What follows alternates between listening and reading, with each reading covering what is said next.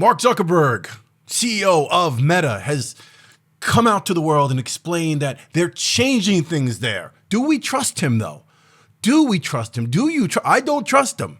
I tell you, this AI-looking bot thing of a person, or a bot trying to be a person thing, just doesn't work for me. And there's so many reasons why. I mean, if we look at the history of Meta, Facebook, whatever, and Zuckerberg and his intentions and his motivations and his goals and all of it, which we can clearly see through, this latest is an example of, like, really, dude, you're not keeping it real. Pretending to be the guy that's keeping it real and trying to, work your way into being super cool. And this latest thing, this is it. We're going to get into this.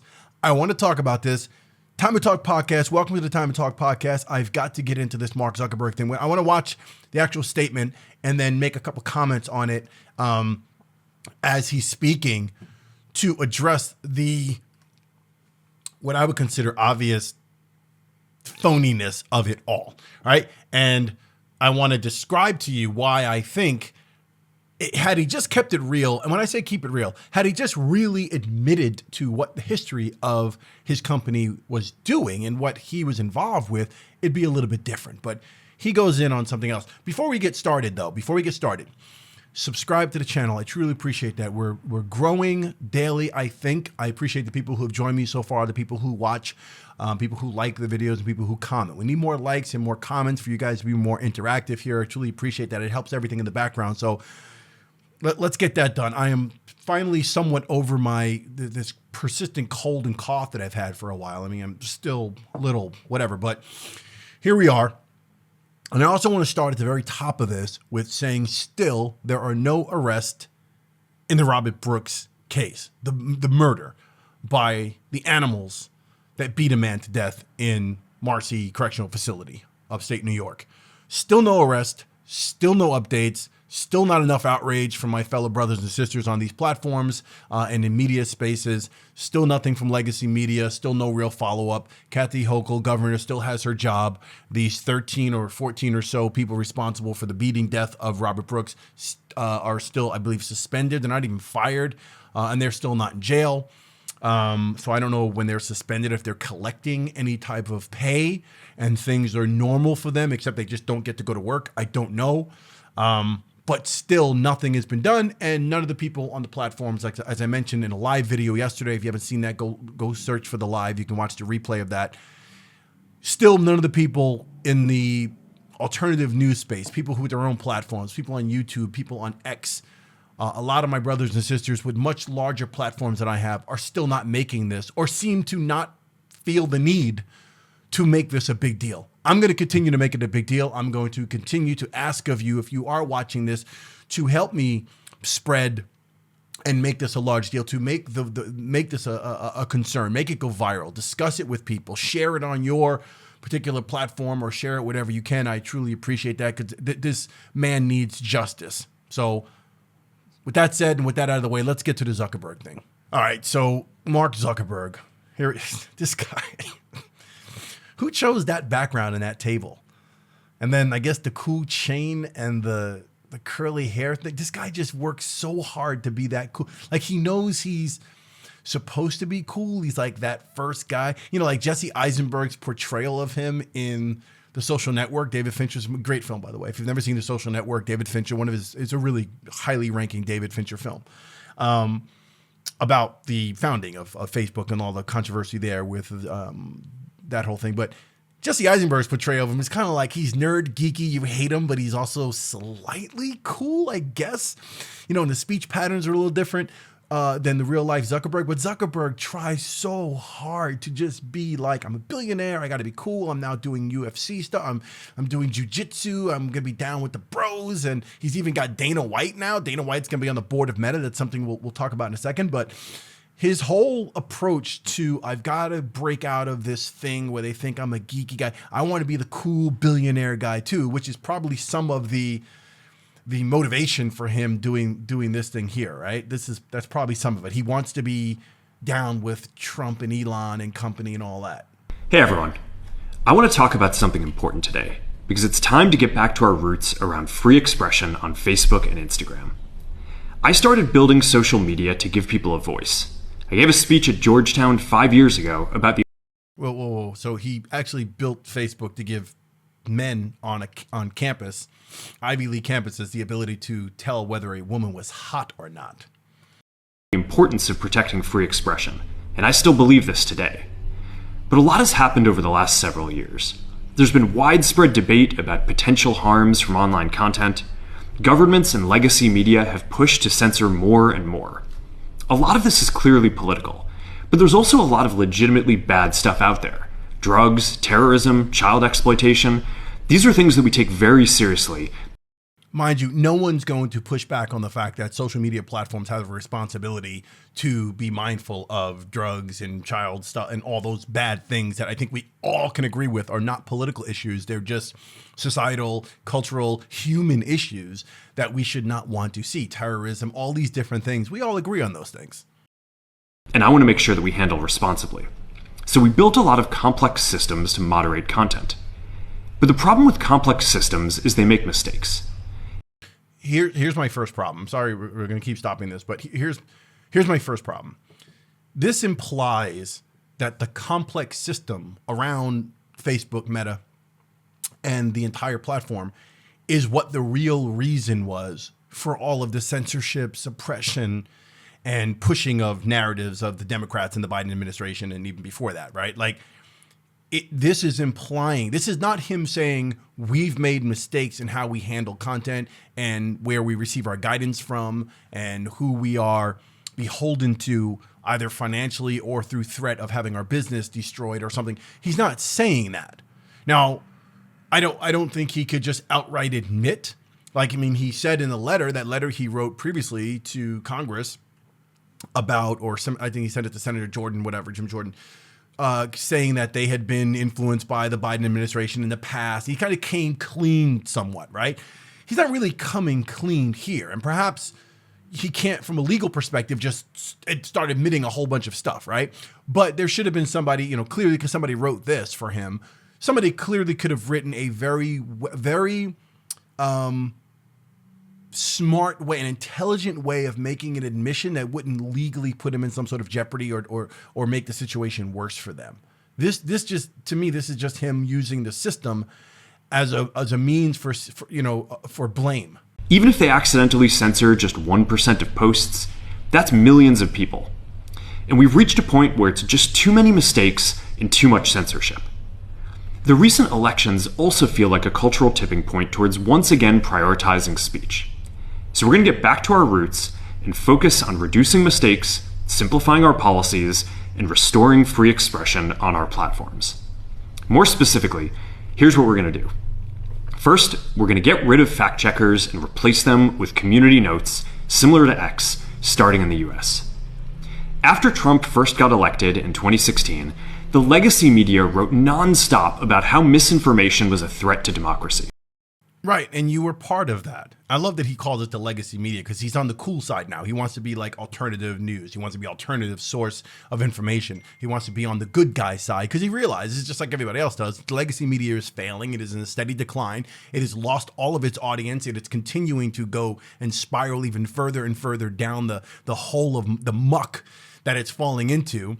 All of the people on those channels, everything, it's all falling apart. And all the cool people and all the people who are actually paying attention in the world and all the people who voted for Trump and that entire movement that saw fit to put this man, the popular vote and the electoral college vote he won, right? Clear, it was a sweep. Those are all the people, the Joe Rogans, the Glenn Greenwalds, Matt Taibbi, all these people on alternative media side, right? All of that, all the people who were made fun of, who were called fringe, right? He's recognizing that that's the way to go. This is the new media. This is the new news. So he's separating himself, or he's identifying with us now, like the other side. He's saying, yeah, those guys, the legacy media has done this. That's what he's doing right there. And this idea about the misinformation and threat to democracy, yeah, he knew and he was part of that. He allowed them to determine what was they used the misinformation, disinformation thing as a means to implement their controls, right? To suppress free speech and to control their narrative, right? Well, we're doing this in the interest of making sure that bad information doesn't get out there. right? And he wasn't stupid. He knows what he did. He knew what they were doing. The Hunter Biden laptop situation, let's suppress that. Let's push the Russiagate story. Let's do this. COVID being probably the biggest example of media being used and social media being used to create the narrative that the government wants you to have. No one could talk about it. Couldn't talk about the origins of it. I mean, they were banning people, shadow banning people, outright banning people, canceling accounts, demonetizing accounts on YouTube, pulling people down, ruining people's livelihoods, doing everything. You couldn't talk about alternative solutions to health and medicine if it wasn't vaccine related. You couldn't say anything. I think to this day, still posting anything and saying it hasn't opened up. It's still suppressed information. It goes into the algorithm. It's like, nope, no one's going to see that. Nope, we're not going to let anyone talk about that. So this is what they've been doing. And again, interesting to watch him try to pretend that now he's on the right side of the law. But we tried in good faith to address those concerns without becoming the arbiters of truth. But the fact checkers have just been too politically biased and have destroyed more trust than they've created. Again, he's blaming the fact checkers, especially in the US. So over the next couple of months, we're going to phase in a more comprehensive community notes system. Second, we're going to simplify our content policies and get rid of a bunch of restrictions on topics like immigration and gender that are just out of touch with mainstream discourse. What started as a movement to be more inclusive has increasingly been used to shut down opinions and shut out people with different ideas, and it's gone too far. So I want to make sure that people can share their beliefs and experiences on our platforms. Third, we're changing how we enforce our policies to reduce the mistakes that account for the vast majority of censorship on our platforms. We used to have filters that scanned for any policy violation. Now we're going to focus those filters on tackling illegal and high severity violations. Again, it wasn't a result of the filters or something being too robust in its approach to how it identifies bad information or good information, or, flagging things that are alarming or might be sensitive, right? It's not the filters. It wasn't the policy was written wrong or the code was written wrong and it was too broad and too sweeping, so people got caught up in the net. It was deliberate. And that's what makes this hard to listen to and makes it, makes it so transparent what's happening. And for lower severity violations, we're going to rely on someone reporting an issue before we take action. The problem is that the filters make mistakes, and they take down a lot of content that they shouldn't. So by dialing them back, we're going to dramatically reduce the amount of censorship on our platforms. Really, it should just say, we, as a result of the people guiding us, the government, were taking down a lot of stuff because they didn't want that information out. We're also going to tune our content filters to require much higher confidence before taking down content. The reality is that this is a trade-off. It means we're going to catch less bad stuff, but we'll also reduce the number of innocent people's posts and accounts that we accidentally take down. How are we defining bad stuff? Are we going to, with the definition earlier that we talked about, the idea that obviously nobody wants to see stuff against children or drug related things or terrorist related things, terrorism or things anti-American? Is that what you're saying is bad stuff? Because bad stuff previously was the idea that COVID was not a zoological. It came from a lab instead of, it wasn't from, a wet market. Okay. That was considered bad. You should get vitamin D, get some sunlight and go get some exercise. That was considered bad previously. So. Fourth, we're bringing back civic content. For a while, the community asked to see less politics because it was making people stressed. So we stopped recommending these posts. But it feels like we're in a new era now, and we're starting to get feedback that people want to see this content again. So we're going to start phasing this back into Facebook, Instagram, and Threads while working to keep the communities friendly and positive. Fifth, we're going to move our trust and safety and content moderation teams out of California, and our US-based content review is going to be based in Texas. Like, why? because California sucks, obviously, and their economy and all the red tape and bureaucracy and all these different things that take place. What's going on in California right now and the homelessness issue and drug issues and the tent cities. And is that, I mean, I don't know what that has to do with how Meta is going to suddenly become this free speech platform, or it's going to identify with like in the same realm as X. I'm not sure what moving to Texas, other than the obvious, which I'll talk about when we finish this, that, hey, Rogan's in Texas. All the cool people are in Texas. So we're going to, let's see. I mean, I don't understand what that has to do with anything. Like, fifth, we're going to Texas. That's really going to change everything. As we work to promote free expression, I think that it will help us build trust to do this work in places where there is less concern about the bias of our teams. Finally, we're going to work with President Trump to push back on governments around the world that are going after American companies and pushing to censor more. The US has the strongest constitutional protections for free expression in the world. Europe has an ever-increasing number of laws institutionalizing censorship and making it difficult to build anything innovative there. Latin American countries have secret courts that can order companies to quietly take things down.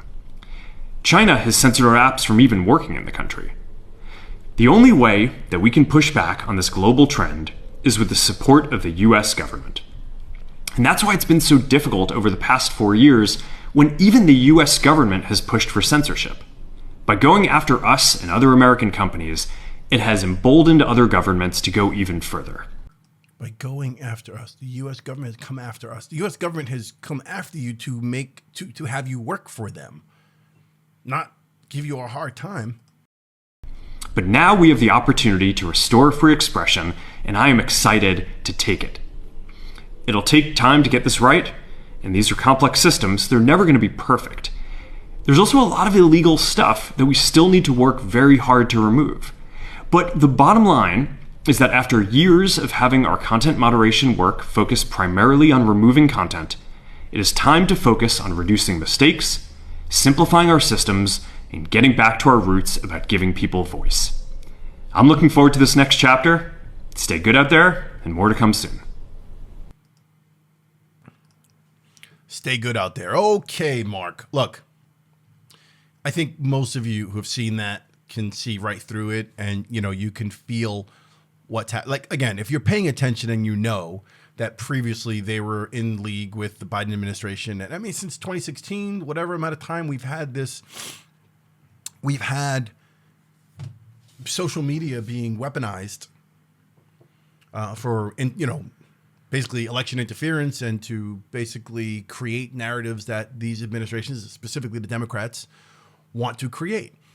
And his admission of sorts, which is not so much an admission, but this idea that we've gotten it wrong. We've got to go back to our roots, which again is sort of laughable, but we've gotten it wrong. And we've gotten it wrong because we were trying to get it right, but the systems are too overwhelmed and they were too broad. So that's where we made mistakes. Nonsense. That's why it's hard to take someone like him serious or to even believe a word. You can't believe a word he's saying, because he's like, if he just had an outright admission, like, look, I did X, Y, Z. You can't have somebody apologize for something and say they're going to do right going forward if they're not even acknowledging what they did. They're sort of saying, hey, look, this happened. Sorry it happened, but here, I didn't realize that the car was X, Y, Z, and, it was you're blaming it on something else, but you're trying to act as if you're taking responsibility for it and you're going to fix it. You can't fix something unless you outright own it. You have to outright own it. You can't just sell some crap to people. But I guess he feels he can. I guess this machine that he is feels that with the right wording, a lot of people out there who are still, I guess, easily duped and vulnerable to, these big tech people coming out and say something, I guess with a gold chain and the curly hair, people will believe him. But if you're paying attention, you just know better. It's a joke. We might as well be watching legacy media, watching a CNN report with Anderson Cooper, right? Or watching Rachel Maddow talk to you, because it's the same thing. I firmly believe that this is obviously Zuck's way of wanting to be with the cool kids now. That's what this really comes down to. Trump won. It's obvious that Trump's voice and Trump's people and the tone of the country is moved that direction or in that camp or has those set of values when it comes to things. We're sick of the woke stuff. We're sick of the whole neocon liberal thing and a lot of things that have taken place, the super woke thing with the Democrats.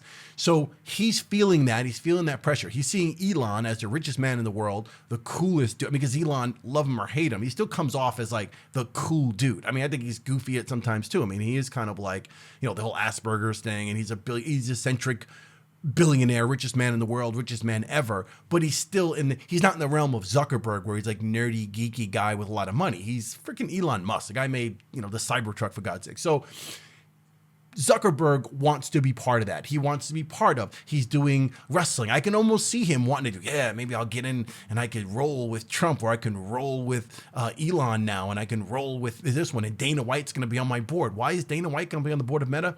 Look, this guy wants to get in with the current trend of things, and he knows that he had to say something to kind of show that he's part of the free speech thing. And hey, guys, I'm with you. Legacy media bad. We all good. That's what he tried to do.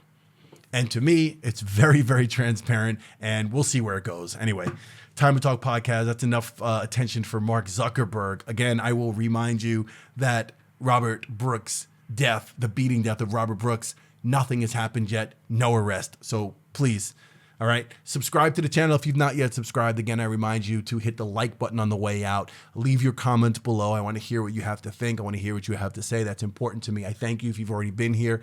And I will see you on the next Time to Talk podcast. Peace.